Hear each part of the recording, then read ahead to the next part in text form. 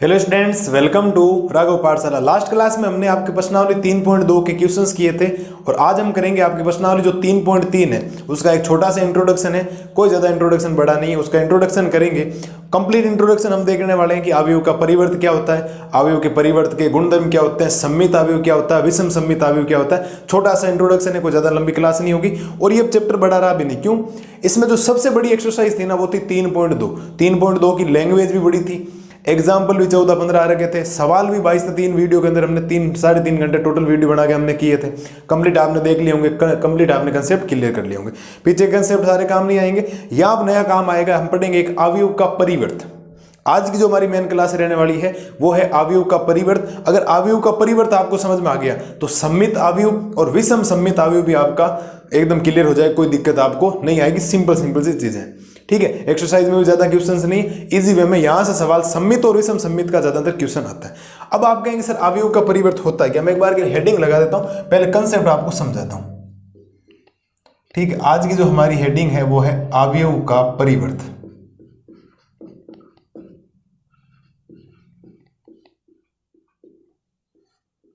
आज की हमारी हेडिंग रहने वाली है अवयव का परिवर्त। एक एक चीजें बेसिक लेते हैं, एकदम करते हैं, समझना बेटा। अवयव का परिवर्त मतलब समझ लो कि a बराबर आपने कोई एक अवयव लिखा है 3, 2, 4 और माइनस का 1 लिख दे। ये एक अवयव है और इस अवयव की कोटि है 2 गुणा 2। कितनी कोटि है? 2 गुणा 2, कोटि बराबर मतलब वर्ग अवयव, ठीक है। इसका परिवर्त का मतलब इसको a डैश से दर्शाया जाता है। a डैश से दर्शा दो या उसको a की घात क्या बोल दो, t बोल दो, क्योंकि जो परिवर्त होता है इसका इंग्लिश वर्ड होता है ट्रांसपोज। क्या होता है? ट्रांसपोज होता है, तो वहां से t उठाएगा। या तो आप इसको a डैश बोल दो या a की पावर t बोल दो। अब ये निकलेगा कैसे? ये निकलेगा क्या, ध्यान देना इधर। ये रहेगा तो 2 गुणा 2 का, क्या रहेगा? 2 गुणा 2। ये जो पंक्ति है ना, ये इसको स्तंभ बना दो, समझना मेरी बात। इस पंक्ति को स्तंभ बना दो तो ये 3 और 2 यहां आएगा, नहीं आएगा। और ये जो पंक्ति है इसको स्तंभ बना दो, मतलब पहले वाली पंक्ति पहले वाला स्तंभ बन जाएगी, दूसरे वाली पंक्ति दूसरे वाला स्तंभ बन जाएगी, तीसरे वाली पंक्ति तीसरे वाला स्तंभ बन जाएगी। कहने का तात्पर्य यह है कि अगर आपको अवयव का परिवर्तन निकालना है, अवयव के परिवर्तन का मतलब होता है कि आप उनमें अदल बदल कर दो। क्या कर दो? पंक्तियों को स्तंभ बना दो और स्तंभ को क्या बना दो? पंक्तियां बना दो। ये आपके पास आ गया। एक एग्जाम्पल और समझा दो, समझना। एक अवयव है आपके पास 3 - 2 -1 0 4 और 6। इसकी कोई कोटि बताएगा? आप कहेंगे सर इसकी कोटि है 3 गुणा 2। कितनी है कोटि? 3 गुणा 2, क्योंकि 3 पंक्तियां 2 स्तंभ है। अब यहां शानदार चीज आपको समझ में आएगी, समझना मेरी बात। यहां क्या होने वाला है कि अगर मैं इसका ट्रांसपोज निकालू, इस अवयव का परिवर्तन निकालू, a डैश निकालो या a की पावर t निकालू, तो बनेगा क्या? ये जो पंक्ति है वो स्तंभ में कन्वर्ट हो जाएगी 3 - 2। ये पंक्ति स्तंभ में कन्वर्ट हो जाएगी -1 और 0। ये पंक्ति स्तंभ में कन्वर्ट हो जाएगी 4 और 6। अब थोड़ा सा गौर करो, इसकी कोटि कितनी होगी? इस बार इसकी कोटि होगी 2 गुणा 3। अब ध्यान दें कितना शानदार चीज आपको मिली होगी कि यहां पर तो 2/2 का था, 2/2 में तो वापिस 2/2 के, लेकिन हमारे पास जो मेन अवयव था, एक्चुअल में जो हमारे पास अवयव का उदाहरण था, उसकी कोटि थी 3 गुणा 2। और हमने जैसे इसका अवयव का परिवर्तन निकाला, ट्रांसपोज ऑफ मैट्रिसेस निकाला, तो a की पावर t जब निकाला तो पंक्तियों को स्तंभ बनाना, तो इस पंक्ति को ये स्तंभ बनाए, फिर इस पंक्ति को स्तंभ बनाए, फिर इस पंक्ति को स्तंभ बनाए, लेकिन कोटि भी चेंज होगी। देखो, अरे बोलो हाँ या ना, कोटि चेंज हुई या नहीं? बिल्कुल कोटि चेंज होगी। 3 गुणा 2 की कोटि होगी 2 गुणा 3। इसका मतलब m n की जगह आ गया और m n की जगह गया या नहीं गया? m और n ने आपस में अपना स्थान अदल बदल कर लिया, लेकिन i और j ने अपना स्थान अदल बदल और कर लिया। भाई a i j भी तो चेंज हो गया ना, a j i हो गया। देखो आप ध्यान से, आराम से देखो, पूरा ही चेंजेस हो गया। अगर आपने पंक्तियों को स्तंभों के रूप में लिख दिया और स्तंभों को पंक्तियों के रूप में लिख दिया तो काम आपका क्या हो जाएगा? बहुत इजी हो जाएगा। बोलो मेरे शेर और शेरनियों, कोई दिक्कत है क्या? अरे देखो ना, ये पंक्ति स्तंभ बन गई, पंक्ति स्तंभ बन गई, तो स्तंभ क्या बन गया? पंक्ति बन गई। अदल बदल करना, विनिमय करने से प्राप्त जो अवयव होगा उसको अवयव का क्या बोला जाएगा? परिवर्त बोला जाएगा। मुझे नहीं लगता अवयव के परिवर्त में किसी भी बच्चे को कोई दिक्कत होनी चाहिए। परिभाषा मैं आपके सामने लिखता हूं, सिंपल सा टॉपिक है और सिंपल सी एक्सरसाइज है, कोई भी आपको दिक्कत नहीं आएगी, किसी भी प्रकार की कोई समस्या नहीं आएगी। समझना बेटा, है ना? आराम से परिभाषा लिखते हैं, आराम से ध्यान देना। इधर परिभाषा क्या लिखेंगे? परिभाषा में लिखेंगे किसी अवयव की अवयव की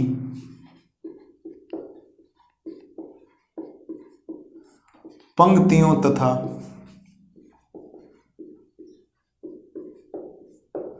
स्तंभों को, किसी अवयव की पंक्तियों तथा स्तंभों को आपस में विनिमय करने से। अब आप कहेंगे सर विनिमय क्या होता है? विनिमय का मतलब होता है अदल बदल। भाई विनिमय का मतलब क्या होता है? अदल बदल। आप इसको कर देंगे तो ये आपका क्या बन जाएगा? ऊपर नीचे पंक्तियां स्तंभ बन जाएगी, स्तंभ क्या बन जाएंगे? पंक्तियां। किसी अवयव की पंक्तियों तथा स्तंभों को आपस में विनिमय करने से प्राप्त अवयव, विनिमय करने से प्राप्त अवयव, दिए गए अवयव का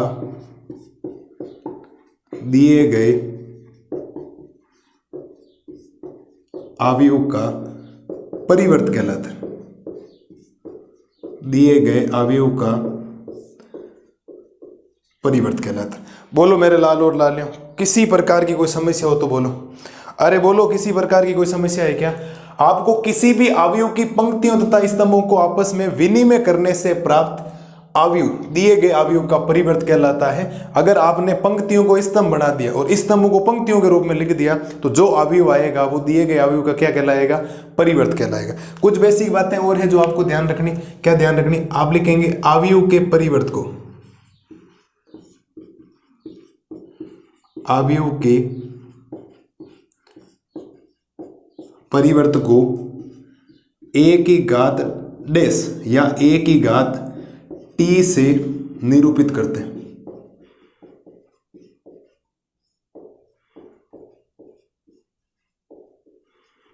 a डैश बोल दो या a की घात क्या बोल दो? t बोल दो। इससे निरूपित किया जाएगा। भाई इस बात को ध्यान रखना। ये है। अब आप मान लो आपको लिखना कैसे? देखो, आप लिखेंगे यदि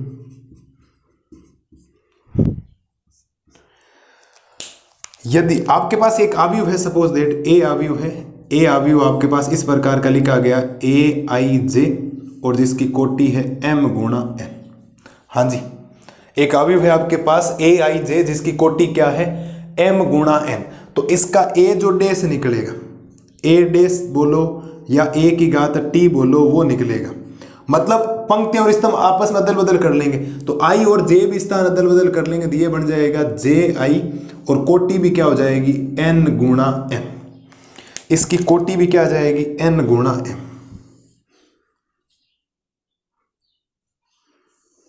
साहब इसकी कोटि भी कितनी आ जाएगी? n गुणा m। बोलो साहब, किसी को यहां तक कोई प्रॉब्लम हो तो बोलो। बेसिक सी परिभाषा है, अवयव के परिवर्त का मतलब आपको पता होना चाहिए। परिभाषा से ज्यादा कोई लेना देना नहीं है। आपके पास कोई अवयव है, अवयव में आपने पंक्तियों को स्तंभों के रूप में लिख दिया, स्तंभ पंक्तियों के रूप में, किसी एक चीज को लिख दो। मैं कह रहा हूं पंक्तियों को स्तंभों के रूप में लिखो, अपने आप ही अवयव का परिवर्तन निकल जाएगा। तो किसी अवयव की पंक्तियों तथा स्तंभों को आपस में विनिमय करने से प्राप्त जो अवयव आएगा वो दिए गए अवयव का परिवर्त कहलाएगा। किसी भी अवयव के परिवर्त को a डैश या a की घात t से निरूपित किया जाता है। और अगर आपके पास a बराबर a आई जे m गुणा n कोटि का कोई अवयव है तो उसका जो परिवर्त निकलेगा a डैश यानी a की घात जो t निकलेगा वो a जे आई n गुणा m नई कोटि का आपके पास अवयव बन जाएगा। इस बात का विशेष तौर पर ध्यान रखें। अब थोड़ा सा एग्जाम्पल गौर करें। मैं दो एग्जाम्पल आपको बताता हूँ। एग्जाम्पल कैसे? देखो, आपके सामने सपोज देट कोई a अवयव है जिसकी मैं लिखा है 3 -2 और 1 लिखा है, फिर 0 फिर 4 और फिर लिखा है 5। इसकी कोटि है साहब 2 गुणा 3। इसकी कोटि कितनी है साहब? 2 गुणा 3। तो इसका जो a डैश निकलेगा आपके पास क्या निकलेगा? इसका a डैश जो निकलेगा, a डैश में क्या बोला था? पंक्तियां स्तंभ बन जाएगी। तो ये देखो पंक्तियां स्तंभ बन जाएगी 3 -2 और 1। ये जो ऐसे था इसको ऐसे लिख दिया और ये भी ऐसे लिखा जाएगा तो 0 4 और 5। ठीक है, और ये बन जाएगा 3 गुणा 2 कोटि का अवयव। देखो जो 2 गुणा 3 का था वो क्या बन गया? 3 गुणा 2 कोटि का अवयव। मुझे नहीं लगता अवयव के परिवर्त में किसी भी बच्चे को कोई समस्या हो। बड़ा छोटा सा इंट्रोडक्शन है, कोई ज्यादा माता बच्ची वाला है नहीं। बोलो, अवयव का परिवर्त समझ में ना बहुत जरूरी है, वरना सम्मित अवयव और विषम सम्मित अवयव समझ में नहीं आएगा। वो बड़ा छोटा सा टॉपिक है, एक स्लाइड का भी नहीं है पूरा। लेकिन ये चीज़ आनी बहुत ज़रूरी है, ध्यान रखना, ये चीज़ आनी बहुत ज़रूरी, वरना लेने के देने पड़ जाएंगे, सीधी सिंपल सी बात है। ठीक है, अवयव का परिवर्त कोई सिंपल सा है, लिखना ए डैश होता है, बाकी परिभाषा को रहने दो। होता क्या है, आपके सामने कोई अवयव आएगा 2 गुणा 3 कोटि का आ गया, वो 3 गुणा 2 कोटि का बन जाएगा। क्यों? क्योंकि पंक्तियों को स्तंभों के रूप में लिखना। देखो ये पंक्ति लिखी थी ना, 3 - 2 1, इसको मैंने ऐसे लिख दिया, 3 फिर -2 फिर 1 फिर 0 4 5, ऐसे पंक्तियों को स्तंभों के रूप में जैसे ही आपने लिखा, जैसे ही पंक्तियों को स्तंभ बना दिए, पंक्ति वाले स्तंभ में चले गए, इसका मतलब अवयव का परिवर्त कहलाएगा। मुझे नहीं लगता अवयव के परिवर्त में किसी भी बच्चे को किसी भी प्रकार की कोई समस्या आई होगी। बोलो सर, मैंने नोट्स भी लिखवा दिए, मैंने आपको उदाहरण भी दे दिया एकदम। कोटि बराबर है 3 गुणा 3 का, तो परिवर्त भी 3 गुणा 3 आएगा, वहां तो जितनी पंक्तियां इतने स्तंभ होंगे। लेकिन यहाँ देखो 2 गुणा 3 किस में बदल गया, 3 गुणा 2 में। क्यों? m गुणा n गुणा m में बदल जाता है, ये फिक्स चीज। मुझे नहीं लगता अवयव के परिवर्तन में कोई दिक्कत होनी चाहिए। अब अवयव के परिवर्त के 4 गुणधर्म हैं जो आपको ध्यान रखना है कि अगर आप अवयव का परिवर्त है, ये परिवर्त है, इस परिवर्त के ही वापस परिवर्त लोगे, मतलब ए डैश के ए डैश लोगे तो वापस ए आ जाएगा। आप लेके देख लो, इसको लोगे दिए 3 0 -2 4 1 5, वापस वही चीज आ जाएगी।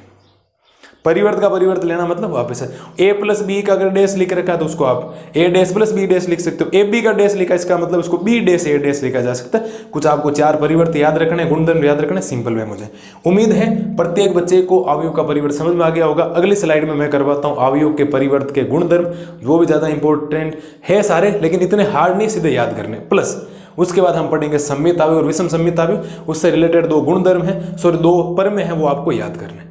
ठीक है, अब एक बार ये देख लें, अगली स्लाइड में करवाता हूं अवयव के परिवर्त के गुणधर्म। अब देखो करते हैं अवयव के परिवर्त के गुणधर्म। अभी हमने समझ लिया कि अवयव का परिवर्त क्या होता है। सीधी सिंपल सी डेफिनेशन है कि अवयव का परिवर्त अगर आपको निकालना है तो पंक्तियां जितनी भी है, जैसे पंक्तियां लिखी उनको स्तंभों के रूप में लिख दो। ये जैसे सपोज ऐसे पंक्तियां लिखी, ये पंक्ति है, सपोज ये पंक्ति लिखी, इस पंक्ति को ऐसे लिख दो स्तंभों के रूप।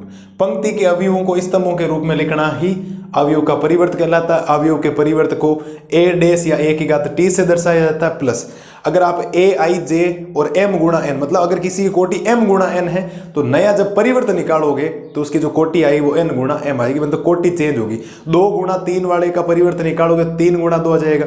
3 गुणा 4 वाले अवयव का परिवर्त निकालोगे 4 गुणा 3 आ जाएगा।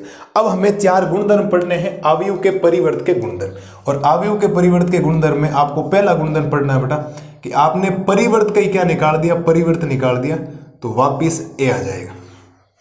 सपोज दैट आपने कोई ए उदाहरण लिया, समझना, देखो मैं साइड में उदाहरण भी आपको समझा देता हूं। आपने कोई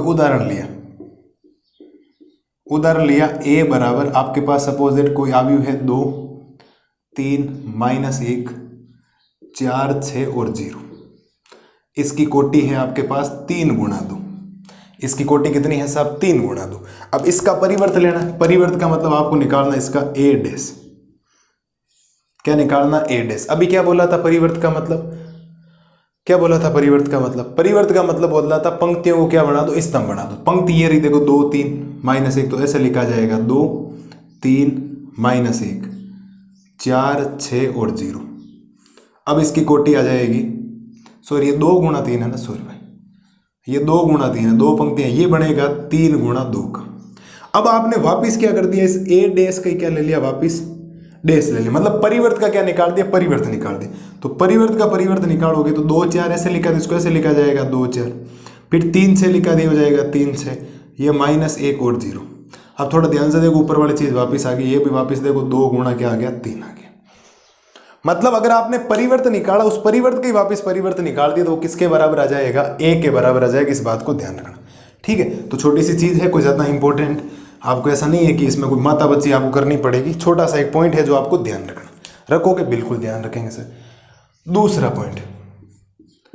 पॉइंट है कि अगर कोई अवयव 2 को जोड़ना है फिर उसका डैश निकालना, मतलब 2 अवयव हैं, उन दोनों अवयवों को जोड़ के उसका डैश निकालो, या दोनों का अलग अलग डैश निकाल के फिर जोड़ दो। इसको मैं लिख सकता हूं ए डैश प्लस में क्या लिख सकता हूं, बी डैश। ए की बात है, मेरे पास सपोज 2 अवयव है, दोनों अवयवों को मैंने जोड़ा, पहले ए को बी में जोड़ा फिर उसका परिवर्त निकाला, या मैं पहले ए का परिवर्त निकाल दूं फिर बी का परिवर्त निकाल दूं फिर उन दोनों को जोड़ूं, उत्तर में कोई फर्क नहीं आएगा। इस बात का ध्यान रखना। तीसरा है very very important, A B का अगर आपको डैश निकालना, ए बी का क्या निकालना है, डैश निकालना।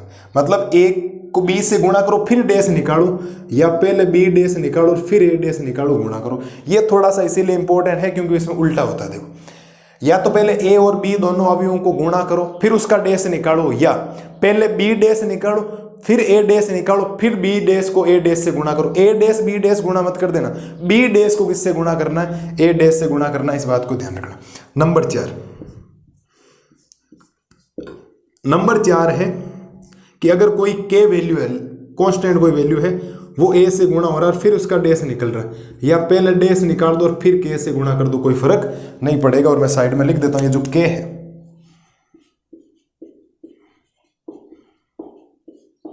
के बराबर क्या है आपका, एक अचर। बोलो सर, कोई सिंपल सी चीज़ है, कोई ज़्यादा माथापच्ची वाला काम नहीं है। ऐसा नहीं है कि कोई आपको बहुत तामझाम करना पड़े इस चीज़ को करने के लिए, बड़ा छोटा सा टॉपिक है। अवयव का परिवर्त, पंक्तियों को स्तंभों के रूप में लिख दो, अवयव का परिवर्त निकल जाए। गुणधर्म, ए डैश का वापिस डैश निकालोगे तो ए आ जाएगा, ए प्लस बी का डैश निकालोगे तो ए डैश प्लस बी डैश हो जाएगा, ए बी का डैश निकालोगे तो बी डैश ए डैश हो जाएगा। सब सवालों में करेंगे हम। ए बी का डैश निकालोगे तो बी डैश ए डैश हो जाएगा। और अगर कोई के कांस्टेंट गुणा हो रहा, अचर गुणा हो रहा, तो पहले के लिख दो फिर ए डैश से गुणा करवा दो, कोई फर्क नहीं पड़ेगा। मुझे नहीं लगता अवयव के परिवर्त में कोई दिक्कत होनी चाहिए आपको। सीधा सिंपल सा है, अवयव के परिवर्त ये है, आपको ध्यान रखना है। तीसरा इंपॉर्टेंट है, ए बी के डैश को बी डैश ए डैश लिखा जाता है, बाकी कोई ज्यादा नहीं। ठीक है, अभी देखो हमने पढ़ लिया था अवयव के परिवर्त के गुणधर्म पढ़ लिए थे, और 4 गुणधर्म आपको ध्यान रखने जो बेसिक से हैं, आपको ध्यान रखने। 2 एग्जाम्पल हम करेंगे। एक एग्जाम्पल है आपका एग्जाम्पल नंबर 20, उसके अंदर इन चारों को सिद्ध भी करेंगे। जो चारों एग्जाम्पल आपको दे रखे हैं ना, सूत्र ये करेंगे। और ये ए बी का डैश बराबर बी डैश ए डैश, वो सिद्ध करेंगे हम 22वें एग्जाम्पल में। अब क्या होगा, आज का क्लास यहीं खत्म करते हैं। कारण है कि आप पहले अवयव का परिवर्त समझे। सम्मित अवयव और विषम सम्मित अवयव का एक अलग से सेपरेट वीडियो लाता हूं, उसके अलग कंसेप्ट है, अलग वीडियो बना लेंगे। तो अवयव का परिवर्त आपको एकदम बेहतरीन तरीके से समझ में आ गया होगा। परिवर्त का मतलब इतना ही है कि पंक्तियों को स्तंभों के रूप में लिख देना, बात खत्म। जितनी भी पंक्तियां लिखी है ऐसे आपके पंक्तियां लिखी है, पंक्तियों को ऐसे लिख दो। पंक्तियों वाले अवयव जो है वो स्तंभों के रूप, पंक्तियों के जो अवयव है वो स्तंभों के रूप में अवयव में आ गए, तो इसका मतलब वो आपका अवयव का परिवर्त कहलाएगा। अवयव के परिवर्त को ए डैश या ए की घात टी से रिप्रेजेंट किया जाता है। अगर आपके पास कोई m गुणा n कोटि का अवयव है तो उसका परिवर्त n गुणा m कोटि का आ जाएगा। ये बातें हमने बेसिक से सीख ली। अवयव के परिवर्त के गुणधर्म है, बड़ा छोटा सा टॉपिक है, ध्यान रखना। एग्जाम्पल हम तीनों साथ में कर लेंगे, दूसरा लेक्चर आ जाएगा कल। कारण है कि सम्मित अवयव और विषम सम्मित अवयव का कंसेप्ट है, प्लस उसके 2 परमें हैं, एक परमें सिद्ध भी करवाना, एक परमें सीधा जो आपको ध्यान रखना वो एग्जाम्पल में हमें करेंगे। एग्जाम्पल नंबर 23 के अंदर, उसके अंदर अप्लाई, 22 नंबर एग्जाम्पल में अप्लाई करेंगे उसको। ठीक है, 3 एग्जाम्पल है, कुछ ज्यादा लंबा चौड़ा काम है नहीं, और सवाल भी कोई ज्यादा नहीं होंगे। मैं आपको बता दूं पूरी प्रश्नावली के अंदर कितने एक सवाल है, कोई मुश्किल काम है नहीं कि सवाल भी कर लेंगे। एग्जाम्पल भी 3 है, और टोटल बेटा जी सवाल है 12। कितने हैं? 12। बड़े छोटे 2 वीडियो का काम, 6 सवाल करेंगे तो भी हो जाएगा। ठीक है, मिलते हैं जल्दी नई वीडियो में नए जोश और जुनून के साथ। तब तक आपको अवयव का परिवर्त याद होना चाहिए। कल की क्लास में मैं करवाता हूँ आपको सम्मित और विषम सम्मित अवयव के बारे में, उसके बेहतरीन कंसेप्ट है, शानदार कंसेप्ट है, एग्जाम में आने लायक सवाल है। तब तक आप इनका रिविजन कीजिए। Thank you.